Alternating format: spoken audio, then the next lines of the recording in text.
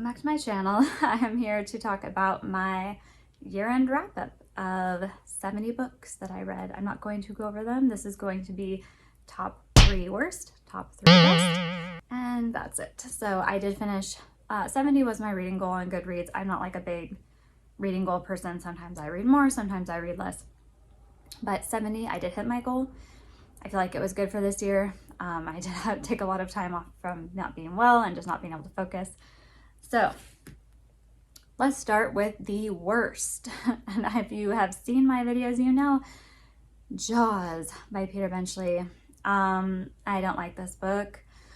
Probably one of the worst examples I've ever seen of a female character, obviously written by a man. I hated that character. Did not like that book. So many ick, so many no, that would not happen. You know, I just didn't like it. It just didn't work for me. And also, this is one of those times where like it pains me to say this. Like I cringe saying like, don't read the book, just watch the movie. But like here, yeah, you have to just say it because Jaws the movie, it's really good. It's a classic. It's iconic. It's everything. You know, like the book is not anything like that. Just don't bother. Pass it up. And I never tell people not to read books, but like, just trust me on this one. Okay, so the next one, it might be kind of a, difficult for some people, but Journey to the Center of the Earth. I was bored out of my mind with this one. Not a lot of stuff going on. Definitely felt more like a travel log while reading it. Didn't connect to any of the characters, and this is not because all the characters are male, because I don't care about that. The Hobbit, all of the characters are male, and I love The Hobbit. Also, it's about a journey, and you know, I like that kind of stuff. I enjoy stories like that. I have no problem with all male characters. This was just boring. I kept waiting for like crazy stuff to happen. You know, they're gonna find these prehistoric things like animals, and they're gonna find these, you know, amazing creatures and things down in this dark, you know, journey. And no, it just is very, very boring. And even when stuff happens, I was like, yeah. I mean, stuff's happening, but I mean, I guess I just didn't care that much about the characters. So, you know, when people that you don't care about are in life and death situations, it's like, well, bummer. So yeah, it didn't work for me. I think I definitely wouldn't discount that author. I would read more Jules Verne. I definitely want to read 20,000 Leagues Under the Sea. Always wanted to, so I will. But this didn't work for me. Okay, and then finally, this is going to be one that I just finished over Christmas, called The Christmas Hirelings by Mary Elizabeth Braddon. Braddon, maybe is how you say it. I did not like this. I read this because it's supposed to be like a lighthearted Christmas story, and I'll kind of go in more detail in my like weekly reading update if I get to one. But this is basically about rich people who are bummed that their holiday doesn't have any kids. And then they hire some kids to come stay at their house so that they can have the joy of children at Christmas and no other time. And if this is like, you know, something so cringe to you, like that, like rich people might do, yes, it is. It's super cringe. I was like, oh yes, rich people hiring children to make their lives happier for like a season, you know, like think about it, okay? Like let's get these little poverty-stricken children in here and make merry at Christmas so we can have the little children lighting up our lives and then they go on their merry way. No. And also one of the main characters is, you know, the owner of this house who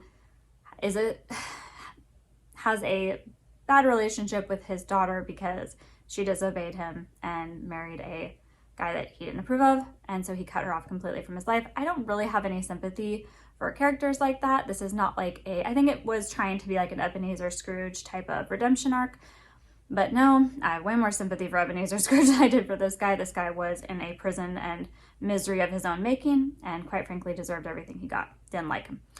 So The Christmas Hirelings was unfortunately a no for me. I would not recommend it. Did not make me feel cheery at Christmas time, made me annoyed.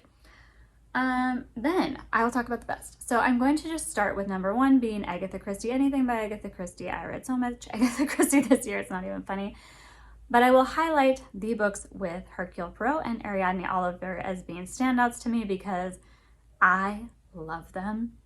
I think that the difference that I feel with their books is that it's anything with Poirot and Hastings has a Sherlock Watson type of feel where he uses him to like bring out his genius. He's a much lesser being and Hercule Poirot kind of uses him to like bring out his own genius.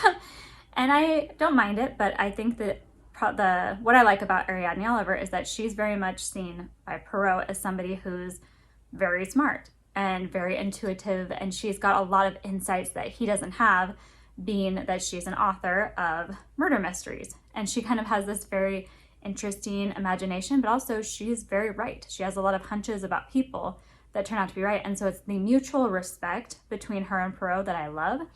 So standouts for me would be Cards on the Table, Third Girl, and Dead Man's Folly. But really anything by Agatha Christie I love. So then we have, look at my list. Oh, Hunted, Pack of Dawn and Destiny by K.M. Shea. Had to think about it. This I read a while ago, but I love anything by K.M. Shea. This is going to be an urban fantasy about a girl who lives with werewolves, and she is not one. What is she?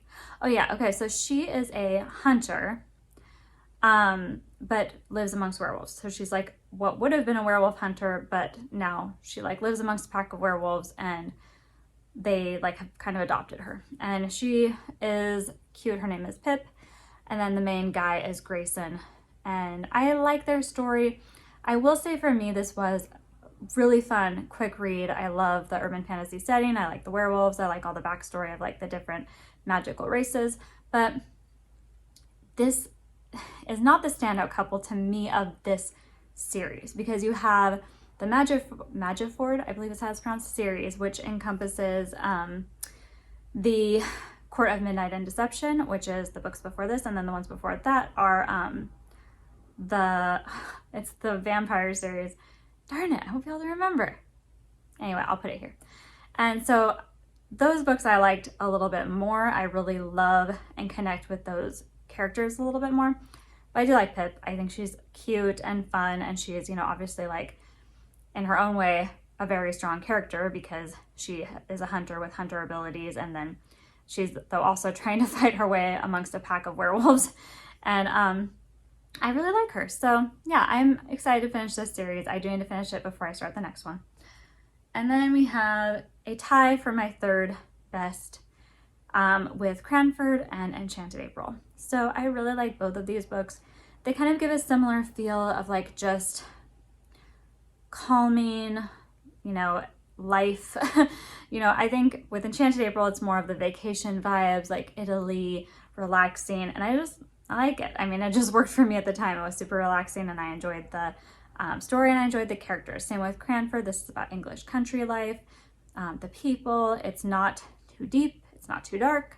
It was just what I needed at the time. So I really like Cranford. I will read more by Elizabeth Gaskell, and I really like Enchanted April, and I will read more by that author. I forget her name, but I'll put it there. So yeah, that's my tie for the end of the best. And I definitely think I read other good books.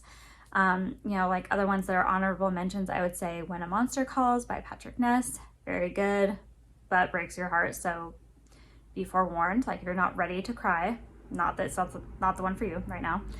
And then Animal Farm, which I struggle with anything like that, describing it as good and enjoyable, because it's not. It's very much like Brave New World to me, where like I feel it's necessary, it's worth it to read, but I would never be like, oh yeah, I love that book, that's amazing. Like, no, I was very annoyed and depressed afterwards, but it's a good book. It's well written. It makes its point well. But hey, that's pretty much it. I am not going to say I will set a goal for next year, because that's not where I'm at. I'm going to think about it. I'm going to see where I feel like I might land with books, kind of do a loose TBR, put down what I need to finish, what series I need to finish, and then I will also go over my DNFs from the year, hopefully in the next video. Thank you so much for watching, guys. I am sorry I've been so I'm sorry I've been pretty absent from here. I'm trying to post regularly. It's just been crazy. Oh, and my book, The Importance of Being in Earnest. That's my featured book. Anything by Oscar Wilde, but I love The Importance of Being in Earnest. It's amazing. Also, the movie is worth watching. Check it out. All right, I will see you guys in the next video.